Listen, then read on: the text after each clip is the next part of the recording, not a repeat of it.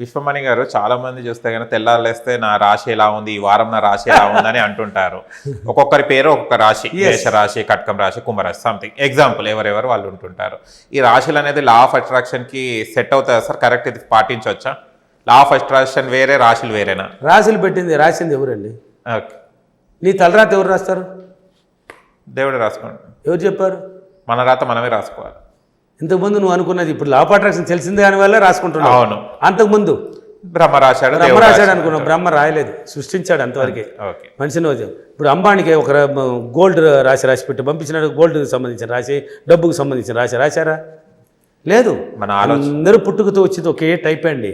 ఆ పుట్టుకతో వచ్చేది మెదడు ఎంత కొద్ది ఉంటుంది అంత కొద్దే ఉంటుంది. నువ్వు పెరిగే కొద్దీ ఒక స్థాయి వరకు మనం పెరుగుదల అనేది ఎప్పుడు ఏర్పడుతుంది, స్టాప్ అవుతుంది, అక్కడ వరకు మెదడు పెరిగిపోతుంది. దాన్ని వాడుకునే విధానం అంతే అండి, తేడా అంతే. వాడుకునే విధానం.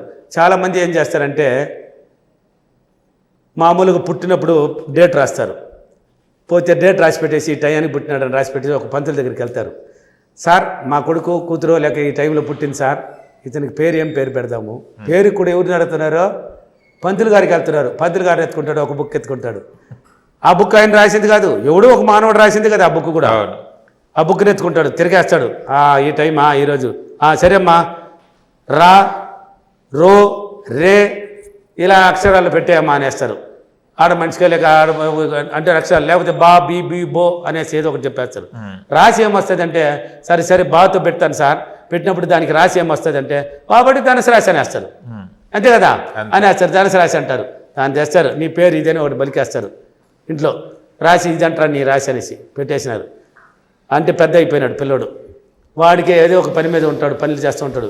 వార ఫలాలు వింటూ ఉంటారు. వాళ్ళు గమ్మున ఉంటారు కదా. ఇంకా ఈరోజు నీ ఫలితం ఇలా ఉంటుంది, నష్టంతో కూడింది, నువ్వు ఏది అనుకున్నా అన్ని నష్టాలే, ఏమి జరగవు, నీకు పనులు జరగవు, నీ రాసి ఇది రాసి ఈ వారం అంతా నీకు ఇలాగ ఉంటుంది. అబ్బా పోయిందా? వాడు గమ్మును కానీ చేసి ఉంటే వాడు సక్సెస్ అండి. వాడు దీన్ని ఉన్నాడు కాబట్టి ఈ వారం ఏం చేసిన నష్టం అన్నాడు కాబట్టి చేయాల్సిందని కూడా ఆపెట్టుకుంటాడు భయపడి. ఈ వారం వద్దు అని వద్దు అనుకునేసి వచ్చే వారమా ఈ రాశి వాళ్ళకి బాగుంది అంటే అప్పుడు చేస్తాడు. ఆయన బాగుంది అన్నాడు కాబట్టి అబ్బాయి ఈరోజు ఈసారి మనకి బాగుంది అంటారా? ఇప్పుడు అనుకున్నావు నువ్వు, అక్కడ కూడా నువ్వు అనుకున్నావు బాగున్నాలి, ఇక్కడ పాయింట్ ఉంది. ఇప్పుడు అనుకున్నావు, ఇంతకు ముందు ఏమనుకున్నావు బాగలేదంటారా అని నువ్వు అనుకున్నావు, నిలిపేసింది. ఇప్పుడు బాగుంది అంటారా అని చేసిన సక్సెస్ అయింది. ఇక్కడ అనుకోవడమే తడు. ఎవరు రాశారండి రాశులంతా? తలరాత ఎవరు రాయరు, నువ్వు రాసుకోవాలి. నీ తలరాత నువ్వు రాసుకోవాలి. పేదవాడికి జీవించాలన్నా, ధనవంతుడికి జీవించాలన్నా, మిడిల్గా జీవించాలన్నా నువ్వు రాసుకో. రాసి ఒకరేంది పెట్టేది? మీ రాశి నీ రాశి నువ్వే పెట్టుకో. నాది శోభన బాబు అంటే మామూలుగా అప్పుడు శోభన పీకేసి బాబు అని పెట్టారు.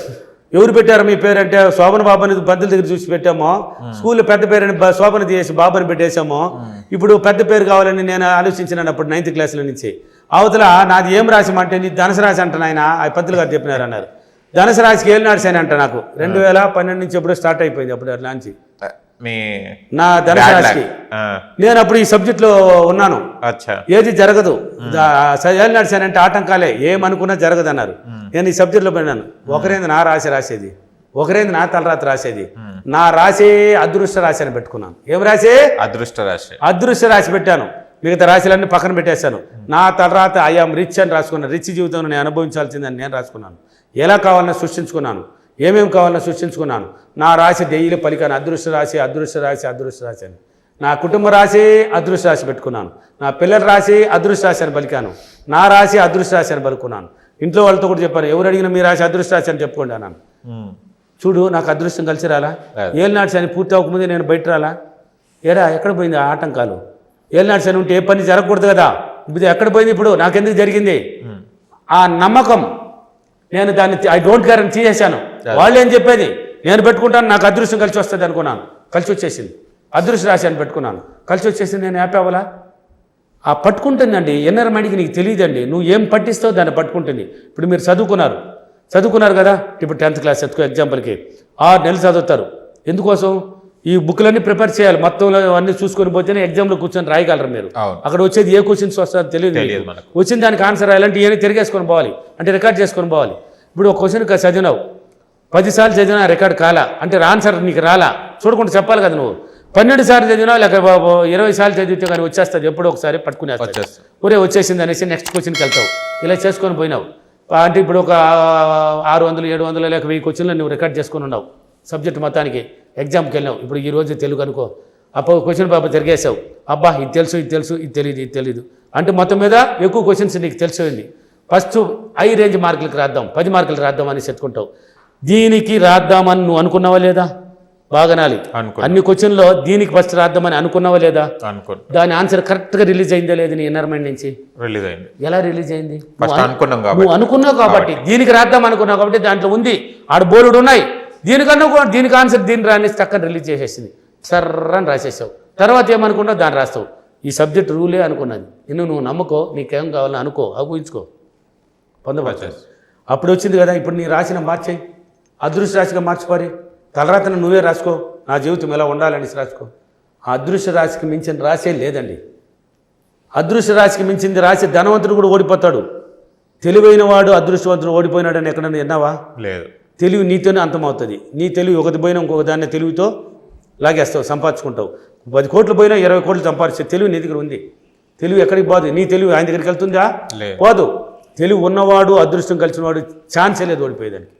కాబట్టి అదృష్ట రాశి అని పెట్టుకో, నాకు అన్ని అదృష్టమే, ఏ పని చేసినా నాకు అదృష్టంతో కలిసి వచ్చేసింది అని అనుకునే పని అయిపోతుంది. కాబట్టి తలరాత ఎవరు రాయరు, నువ్వే రాసుకోవాలి.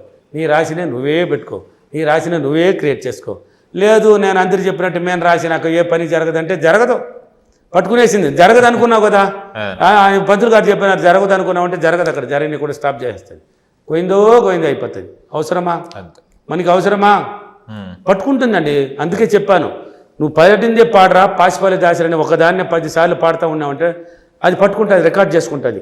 అటువంటి దానికి సంబంధించిన అవకాశం ఏర్పడుతుంది. అందుకే డబ్బు సంపద పాట పట్టుకోమన్నా, పట్టుకొని అదృష్ట రాశిని పెట్టుకునేసి అదృష్టం కలిసి వచ్చింది నాకు, నేను ఏ పని చేసినా ఎలాంటి పని చేసినా నాకు అదృష్టం వచ్చింది, నాకు అదృష్టం వచ్చింది కలిసి వచ్చింది అనుకో. నువ్వు ఏ పని అయినా చెయ్యి, ఎలాంటి పని అయినా చెయ్యి, అదృష్టం కూడిపోతుంది. నువ్వు అనుకుంటున్నావు అక్కడ కలిసి వచ్చింది అన్నావు, నేను వెళ్తున్నాను నాకు అన్ని పనులు పూర్తి సక్రంగా అయిపోయింది, నాకు రాసి అదృష్ట రాశి అనుకో, కలిసిపోతుంది, నీ పనులు అయిపోతుంది. ఓకేనా? కాబట్టి తలరాత నువ్వు రాసుకో, నీ రాశిని నువ్వే మార్చుకో, అప్పుడే నీ జీవితంలో అన్నీ ఉంటుంది. ఓకే? ఈరోజు అప్రిమేషన్, నేను నా తలరాతను ఐఎమ్ రిచ్ అని రాసుకొని నా రాశిని అదృష్ట రాశిగా క్రియేట్ చేసుకొని నేను మంచి అదృష్ట జీవితాన్ని అనుభవిస్తున్నందుకు డబ్బులకి విశ్వానికి చాలా చాలా కృతజ్ఞతలు. Thank you universe, thank you money, thank you so much, thank you.